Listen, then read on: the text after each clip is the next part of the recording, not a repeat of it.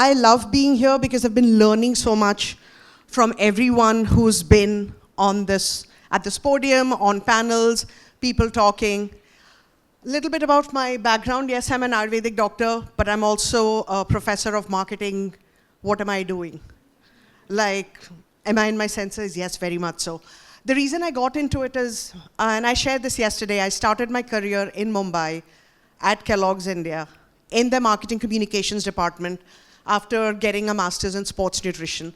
And I found a little bit of disconnect in Western science in terms of it wasn't customized while I was working in marketing. And I realized, didn't have big thoughts as a 22-year-old, but the one thing I did realize was when we show up in the wellness world, we don't always know how to communicate. You could be the wisest person on this planet, but if people don't understand your content, that's what today is all about. What's the point? And in the marketing and communication world, I felt there was a lot of, at least when I started my career, there was a lack of compassion, lack of mindfulness. So everything that was being done was from a reactive place. People weren't responding. So it was like, oh, we made this mistake, people are angry, and then you're working over the weekend in the office because somebody was upset. So how can we bring these two worlds together, right? So we have mindful communications and wellness with compassion. So Namali, firstly, thank you so much for what you shared about purpose. It's very important in content. But given the work that I do, and are there any small business owners here or aspiring entrepreneurs, just to show of hands? You're breaking my heart, not even one person? I'm leaving. Okay, thank you. We have at least two. So you'll realize in many ways, when you start a company, and it's a small company, you become that. You might become your brand, depending on what you do. In services, in wellness, in healing, it's very, very trust-based. So I am my brand, right? I have one gold, one silver sneakers. This is my brand. This is how I show up as a grief coach, as a yoga teacher, as a professor. There are no two Shwetas, one in yoga clothes, the other chugging down wine. There is just one Sweta, right? And so people know who they are working with. So when they read my content, they don't have to like it, but they either align with it or don't align with it. Because content for me is also about safety. And I'll explain why. I know I shouldn't have a slide up there when I'm talking to people in Mumbai, what is Ayurveda, but I asked people yesterday, how many of you know about Vata, Pitta, Kapha? 2 people lifted their hands. Shame on us. I have more people in New York lifting their hands about Vata, Pitta, Kapha. So it's a 5,000-year-old science, and when you think of yoga and Ayurveda, I remember when I was a young kid and I saw my Nana do yoga, and I thought it was something that old people did. Because there was no content around yoga being something for the mind. Yoga being necessary for emotional health. It was something that retired people did. That was what we were told, or what we saw, even if we didn't see young people do yoga, right? And that's the thing with Ayurveda as well, and I'll talk about how I've broken into the Western market, because very often people thought, what is Ayurveda? Oh, I have to be vegan? Now I have to pray to Ganesha? You can do all of that, but also don't. So it's basically Ayu. Ayurveda is made up of 2 words. Ayu means life. Veda means science. It's the science of life. We spend a big chunk of a day at work. So how you live at work will impact how you show up to your life. So it's not isolated, like I'll go to a studio, I'll be this person for an hour a day, and for 23 hours a day, I'll be a separate person. It goes back to authenticity. It goes back to storytelling. It goes back to clarity in content. I'm still figuring out how to manage all of this. So like I was saying, when I first started talking about Ayurveda, people thought I was talking about a yoga mat brand. I live in New York. That's where I've lived for over 2 decades. And many of them asked me, like, will they have to change their religion? Will they have to turn vegan? And at first, I was, when you're also younger, trust me, we were also young once, you're also very arrogant about what you don't know. As you get wiser with age, and that's where the grief coaching, the trauma-informed yoga helps, where I can hold space for questions instead of saying cultural misappropriation. For someone who's not, for people who've grown up with Ayurveda don't know what Vata Pitta Kapha is, how am I expecting somebody in a different continent that is willing to be in the room and indulge me, right? So, but then it made me think about content. What is out there that's making them think these things? And I felt there's so many brilliant Ayurvedic doctors, brilliant Vaidyas. Just being in the presence illuminates you, but there's a disconnect. Because when they talk, you might not necessarily feel that connection with the content. Sometimes it's intimidating. Sometimes you feel small. You know, people have their own choices and how they eat, live. That's the trauma-informed compassion that I'm talking about. Now, if someone comes and tell me, oh, I want to eat chicken biryani today, and I'm like, how can you hurt an animal? Ethically, it's a fair thing to say, but hurting somebody else with my words is also violence, right? So how do we pick one violence over the other? So what I'm saying is, Ayurveda is super customized. Food is medicine. What's recommended is in the now. That's how I approach content marketing. What is relevant right now, 3 months from now, I won't be talking about that, right? And so now it's come to a point where I have given a talk to scientists at Pfizer during the pandemic, talking about mindfulness and Ayurveda, because it's about meeting people where they are. Companies like JustWorks or Media Math or Fidelity and several colleges, because they realized we cannot be isolated from our wellness. Like I said, you can't go to the yoga studio and not take care of your stress, then scream at your coworkers, be angry with your partner. If you have children, then you're yelling at them. That's not holistic living. So the idea being, Ayurveda is not just something old medicine thing that we do. It's a science of life, so it's timeless. But the communication has to evolve with time. Anyone here wake up at 4 a.m. and do headstands? Show of hands? Yeah, me neither. I won't talk to you if you were doing that, right? My point being, but that's how it's positioned. If you want to do yoga, you have to do 90 minutes every day, right? If you're going to do so-and-so, it has to be 60 minutes so-and-so. If you're not going to eat sugar, you cannot look at white sugar. This life of extremes is not Ayurveda. That is bad content out there.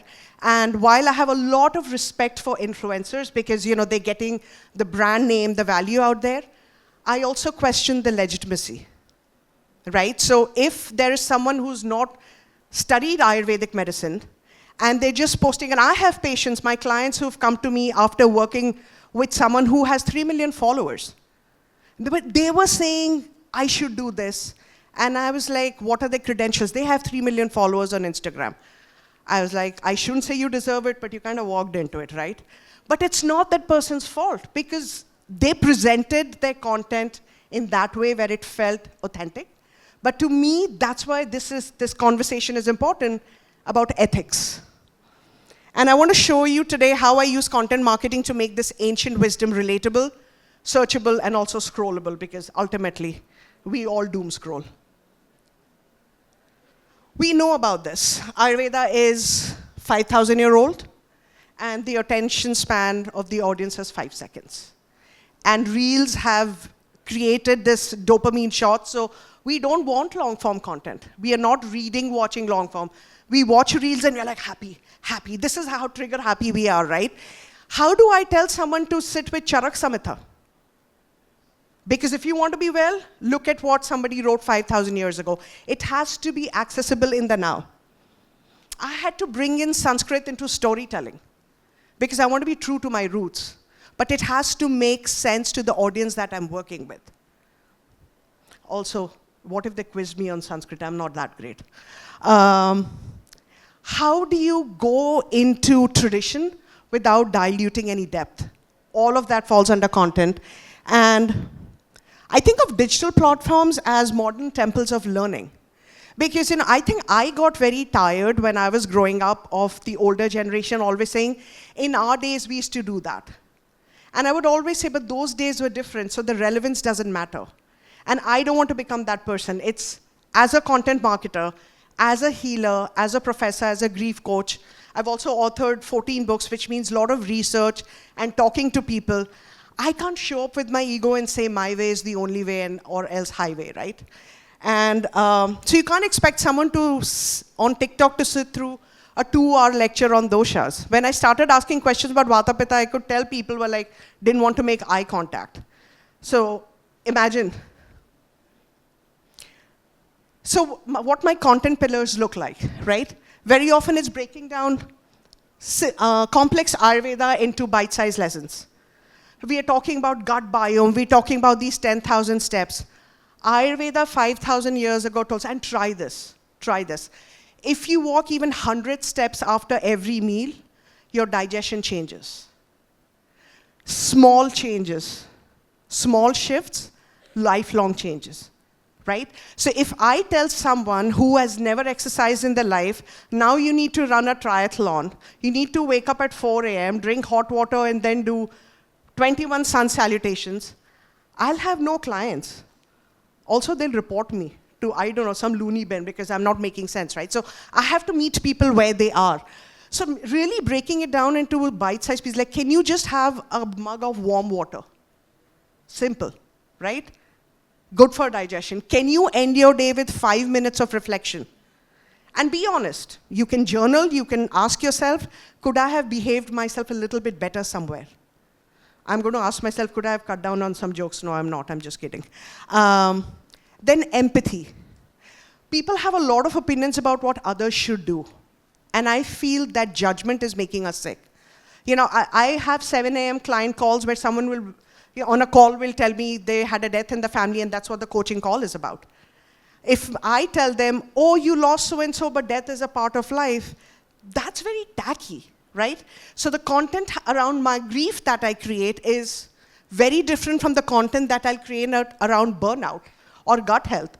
But remember, every human being, no matter your age, no matter where you are, everyone is struggling. And I don't mean this in a dramatic way. What I mean by it is people are burnt out, especially post-pandemic. We don't know what the new normal is. We're all in survival mode. There is the grief. And when we say grief, grief is not just loss of a loved one. When a relationship ends, grief. You lose your job, grief. You fall sick, grief. Right?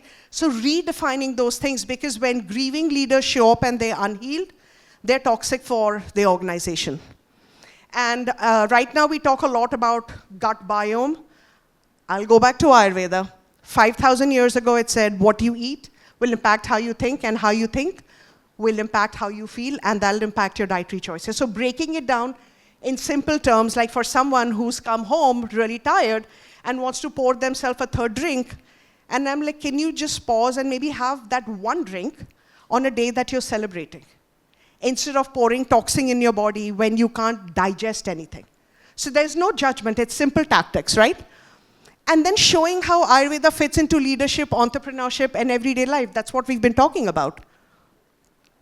So I won't go through all of this, just because I want to honor Dr. Pandit's timeline.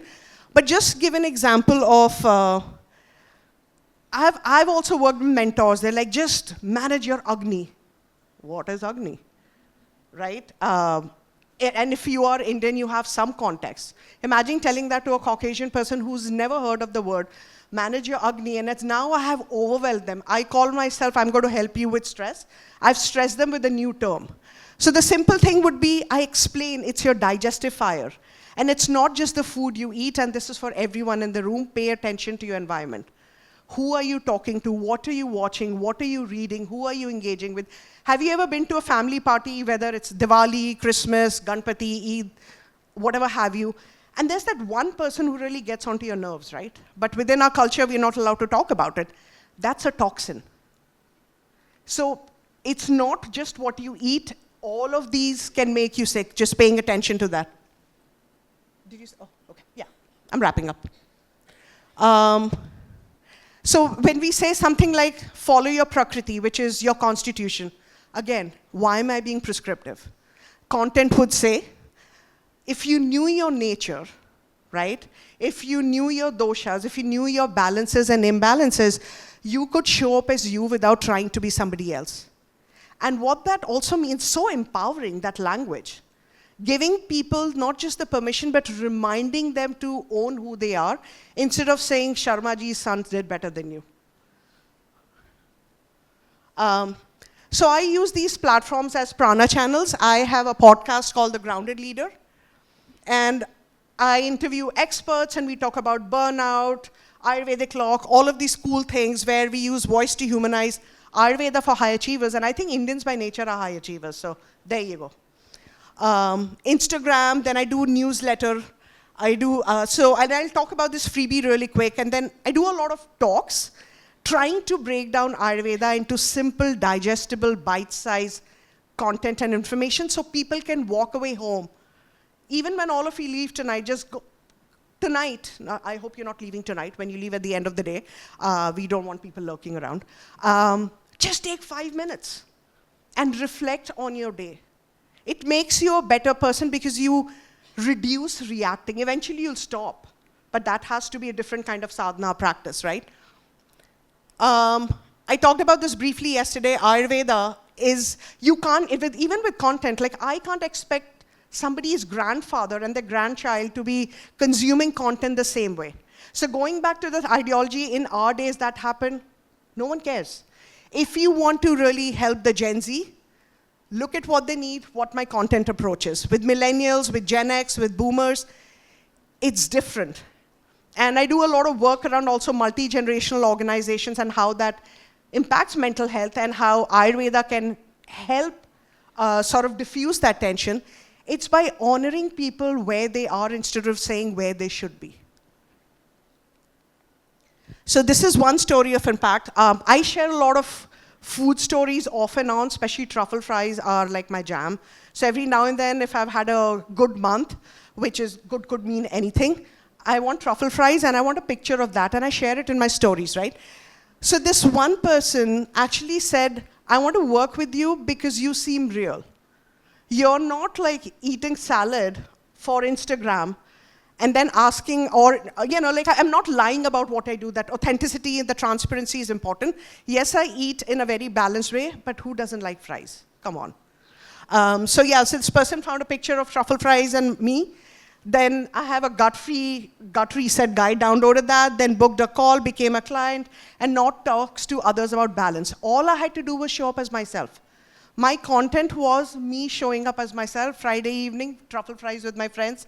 That's all I did. Instead of saying, if I do this, this will be the reaction, so I'll get, that's too conceited. You can't do content like that, especially when you're a small business owner. You have very limited resources. So being authentic is how you find your clients, and be okay with not everyone will sign up to work with you. Do you really want to work with everyone? I hope not. Be discerning. And so just educate before you sell. Be timeless, not trend obsessed. And show up consistently with heart, humor, and humanity. Because you know what? I tell all my patients, I fall off the wagon. When the pandemic hit, I was eating pecan pie and gulab jamuns like, oh, if something's going to happen to me, I don't want to be sugar deprived. And I tell them that story because none of us are above this. The whole point is to get back on. So you might be wondering, like I'm saying all of this, proof is in the pudding, right? And with the work that I do, these are some of the laurels in the last 1 year, the awards that I've won. And so in New York, where they're recognizing how Ayurveda can make a difference in leadership. And I love content marketing, and it's helped me really share Ayurveda, yoga, and mindfulness with my pickle masala. Obviously, everybody is different, and that's what is beautiful about content. But Ayurveda is what's helped me stay sane doing it. I have my rituals, I have my routine, I have my discipline. So this is my call to you for reflection. What wisdom are you holding back because you think the world won't get it? Sometimes we make assumptions about people. And you don't have to tell me, it's a homework for you aside from the reflection thing that we talked about. Maybe it just needs a voice, your voice, where you're coming from, and your story. And if you'd like to connect, this is my information. I always love to hear from people. Thank you for your patience, thank you for your presence, and keep creating great content.